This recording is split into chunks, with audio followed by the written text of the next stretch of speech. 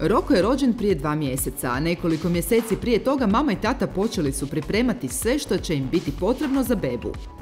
Kadica za kupanje, 2 velika ručnika, 2 mala ručnika. Popis opreme za bebu sve je duži, a kada zbrojimo stavke ispada da ćemo, želimo li kupiti sve potrebno, morati dići manji kredit. Ormarić za preslačenje, jastuk za dojenje, baby fon. Ulaganje za novog potrošača, novo biće ide negdje, ovisno o obitelji, 8.000 za početak.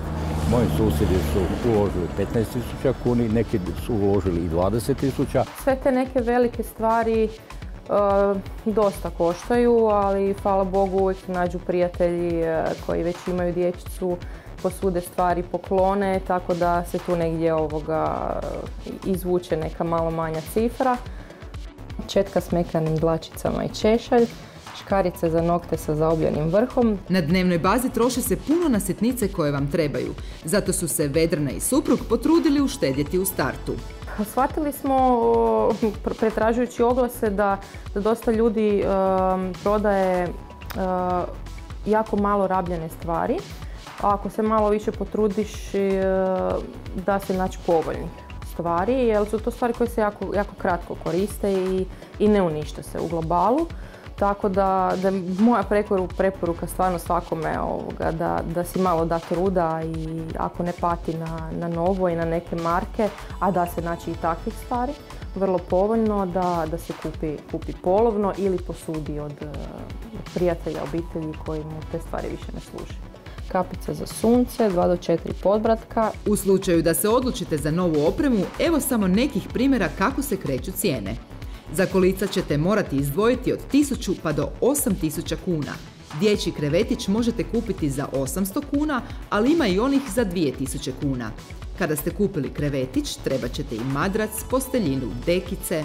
Ljudi traže u nekoliko pravaca izlaz iz ovoga, ne bih rekao problema, to je rješenje svečanih čini. To je ili štednja, ili dizanje nenamjenskog kredita brzoga, samo ne lihvarskog. S druge strane, neke brze pozajmice bez lihvarskih kamata, dakle štednja ili tražiti financijsku potporu od lokalne samouprave.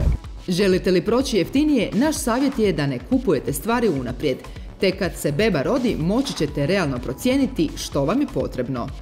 Neke osnovne stvari što sam znala da će mi trebati odmah sam kupila prije rodilišta, da me čekaju paket pelena, kremice i tu kozmetikicu glavnu, a ostalo smo pribavljali kako smo vidjeli da nam fali i šta nam treba, to smo dokupljivali. U svakom slučaju imajte na umu da je jako malo stvari koje su vam zaista neophodne, kao što su bile i generacijama prije nas. Puno stvari nisu imali koje mi danas imaju, opet smo svi izrasli.